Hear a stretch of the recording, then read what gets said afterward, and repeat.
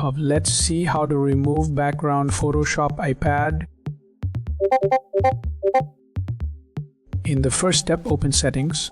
Later, choose App Controls. Later, tap on Photoshop.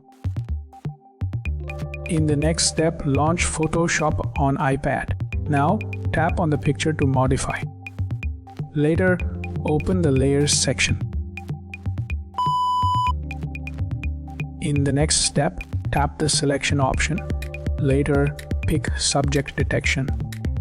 Then adjust the borders if necessary. In the next step, tap on the Mask feature. Then choose Background Erase. Later, modify transparency when needed. In the next step, tap on Share.